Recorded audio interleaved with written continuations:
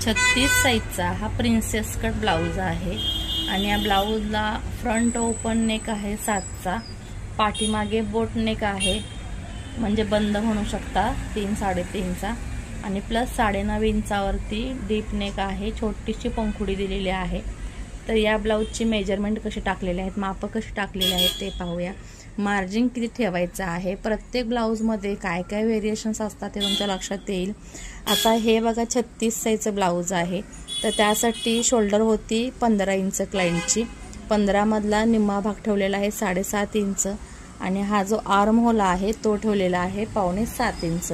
आता 7 इंच ठेवू शकता, पण जास्त इथे जर आर्म होल खाली घेतलात तर काखेमध्ये थोडासा लूज पडतो, ब्लाऊज वरती चढतो, या साईडला आतल्या बाजूला चढतो, त्यासाठी ते 6.25 इंच घेतलेला आहे। बऱ्याच वेळेला बऱ्याच ताई म्हणतात की शोल्डर आणि आर्म होल मुंडा टाकताना कन्फ्युजन होतंय, सो तुम्ही जेवढी शोल्डर घेताय बंद गळ्याला, आता 7.5 इंचाची शोल्डर घेतलेली आहे तरी ते 6.5 पावणे 7 टाकू शकता।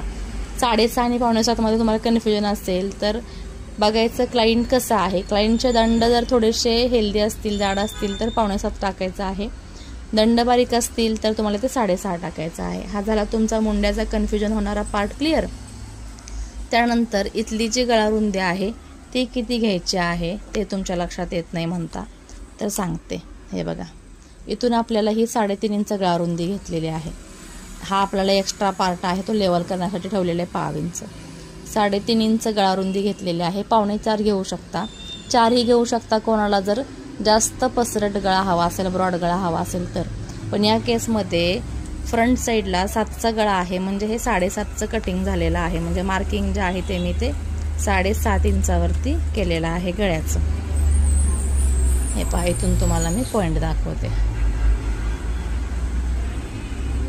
7.5 इंचावरती हे मार्किंग केलेलं आहे, प्लस इथे अर्धा इंच आपल्याला पार्ट मुंड्याची खोली द्यायसाठी आत घ्यायचा आहे। इथून इकडे टक्स टाकण्यासाठी पॉइंट किती घ्यायचा आहे, 11 इंच, 11.5 घेऊ शकता।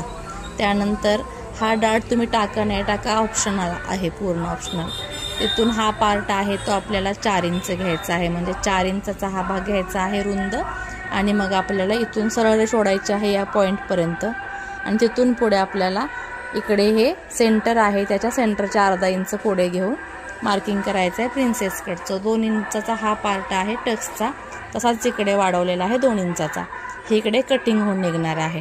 सो 36 ब्लाऊजचा हा तुम्हाला कटिंग व्हिडिओ आहे तो खूप हेल्प करेल। बॅक पार्ट पण सेम आहे, त्याची फक्त उंची इकडे कमी केलेली आहे।